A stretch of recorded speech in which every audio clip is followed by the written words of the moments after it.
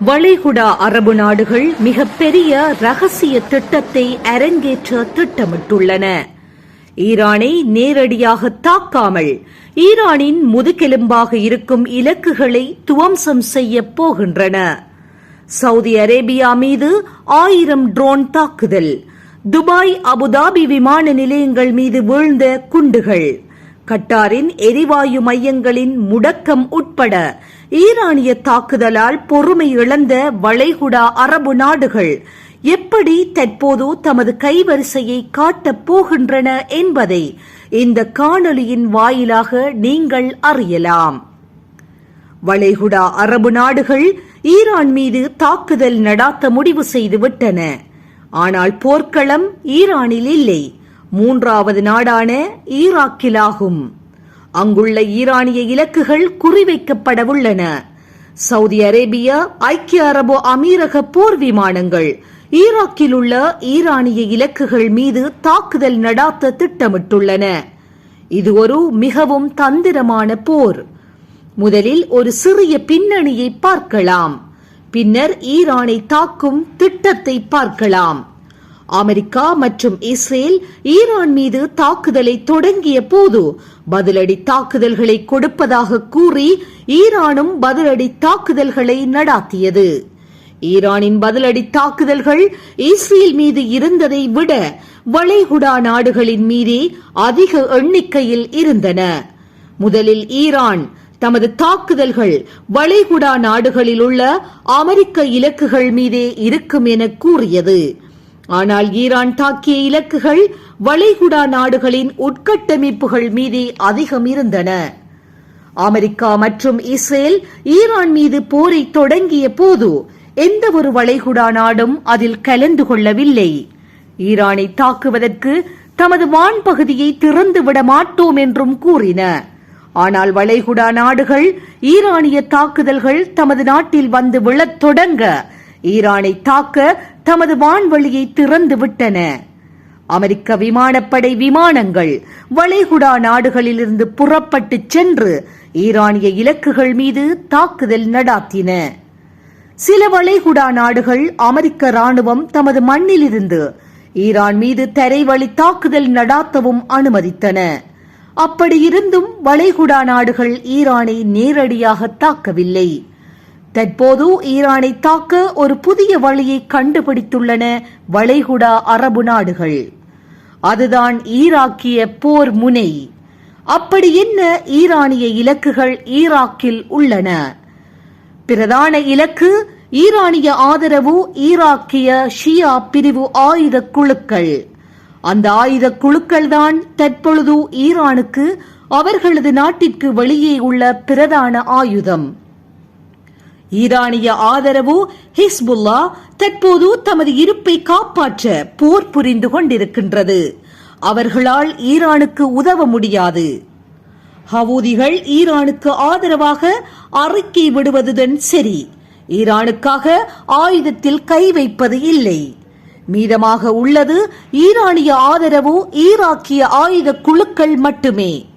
Saudi Arabia மற்றும் ஐக்கிய அரபு அமீரக போர் விமானங்கள் முன்பு எமனில் உள்ள ஈரானிய ஆதரவு ஹவூதிகள் மீது விமான தாக்குதல்களை நடாத்தியது. அதேபோல சவுதி மற்றும் அமீரக போர் விமானங்கள் ஈராக்கில் உள்ள ஈரானிய ஆதரவு ஆயுத குழுக்கள் மீது தாக்குதல் நடாத்த திட்டமிட்டுள்ளன. அதற்கு அமெரிக்காவும் பச்சை கொடி காட்டிவிட்டது. ஈரான் போர் தொடங்கியதிலிருந்து ஈரானிய ஆதரவு ஈராக்கிய ஆயுத குழுக்கள் சவுதி அரேபியா, ஐக்கிய அரபு அமீரகம் மற்றும் இதர வளைகுடா நாடுகள் மீது பல ஆளற்ற விமான தாக்குதல்களை நடாத்தியுள்ளன. முடிவு எப்போது என்று தெரியாமல் தொடரும் இந்த போர் தற்போது ஒரு நிழல் யுத்தமாக மாறியுள்ளது. இது உலகின் மிகப்பெரிய எண்ணெய் உற்பத்தி நாடுகளை நேரடி மோதலுக்குள் இழுத்து வருகின்றது. சவுதி அரேபியாவின் மதிப்பின்படி சவுதி மீது நடாத்தப்பட்ட சுமார் 1000 ஆளற்ற விமான தாக்குதல்களில் பாதி தாக்குதல்கள் ஈராக்கிய மண்ணிலிருந்தே ஏவப்பட்டன. சவுதி அரேபியாவின் செங்கடல் பகுதியில் உள்ள யான்பு எண்ணெய் சுத்திகரிப்பு நிலையம் மற்றும் கிழக்கு மாகாணத்தில் உள்ள எண்ணெய் வயல்கள் ஈரானிய உத்தரவுப்படி ஈராக்கிலிருந்து கடுமையாக தாக்கப்பட்டன. ஈராக்கிலிருந்து ஏவப்பட்ட ஆளற்ற விமானங்கள் குவைத்தின் ஒரே சிவிலியன் விமான நிலையத்தை இலக்கு வைத்தன.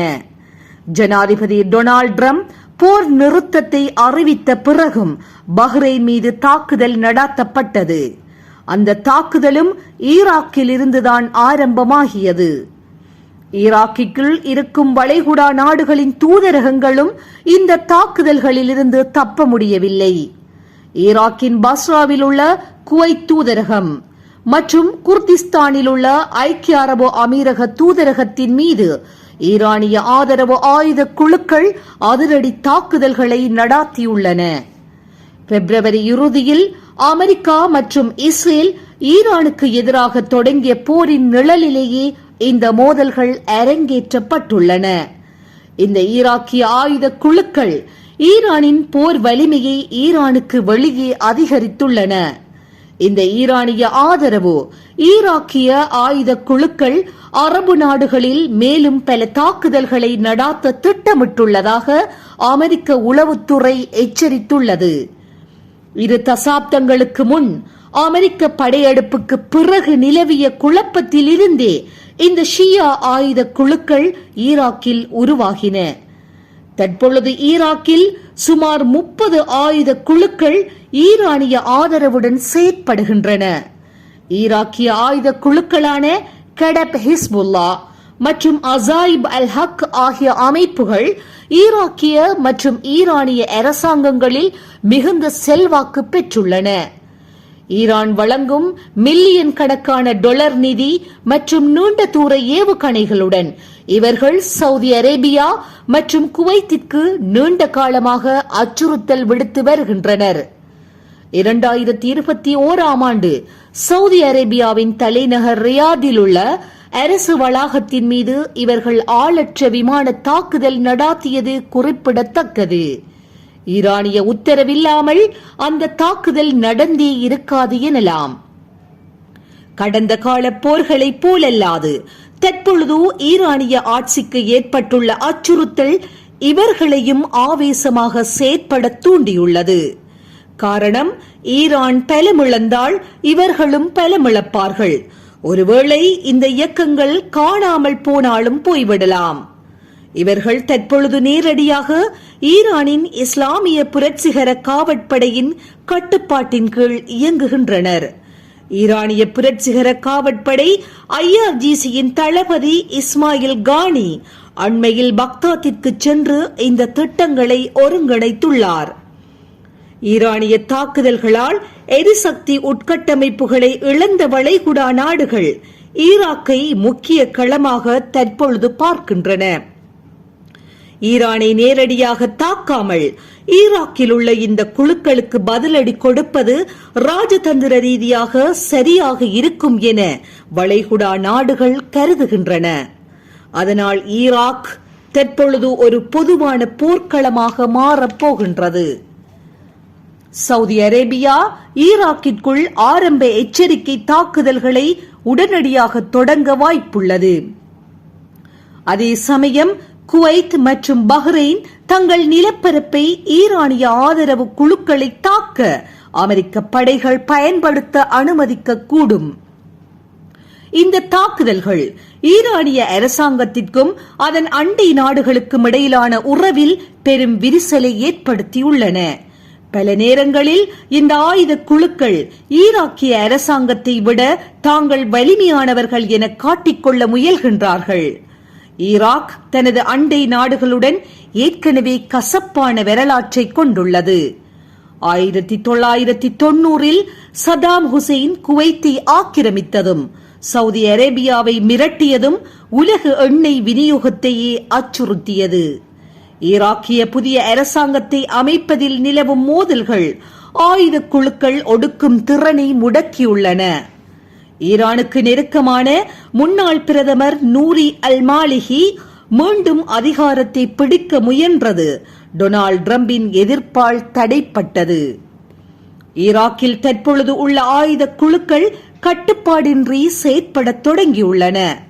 ஈரானிய ஆட்சி வீழ்ந்தால் தங்களின் அதிகாரமும் பறிபோய் விடுமே என்ற பயமே இதற்கு காரணம். ஈரானின் உத்தரவுகளை செயற்படுத்துவதே இவர்களின் முதன்மை நோக்கமாகும். அதனால் வளைகுடா நாடுகளுக்கு இந்த ஆயுத குழுக்களால் எப்பொழுதும் ஆபத்து உண்டு. அந்த ஆபத்தை இந்த போர் சந்தர்ப்பத்தை பயன்படுத்தி ஆயுத குழுக்கள் மீது தாக்குதல் நடாத்த வளைகுடா அரபு நாடுகள் தற்பொழுது தயாராகின்றன. வளைகுடா நாடுகளை பொறுத்தவரை ஈரான் போர் ஓயவில்லை. தற்பொழுது சமாதானம் ஏற்பட போவதுமில்லை. அமெரிக்காவும் இஸ்ரேலும் ஈரானில் அடுத்த சுற்று தாக்குதலை நடாத்த திட்டமிட்டுள்ளது. இதே ஈராக்கிய ஆயுத குழுக்கள் மீண்டும் வளைகுடா நாடுகளை தாக்கப் போகின்றன. அதனால் அதற்கு முன்பே இந்த ஈராக்கிய ஆயுத குழுக்களை அழித்துவிட வளைகுடா நாடுகள் முன்கூட்டியே திட்டமிட்டுள்ளன. இது போன்ற செய்திகளை உடனுக்குடன் துல்லியமாக நீங்கள் அறிந்து கொள்ள கல்ஃப் நியூஸின் தமிழினை சப்ஸ்கிரைப் செய்வதனூடாக அறிந்து கொள்ள முடியும்.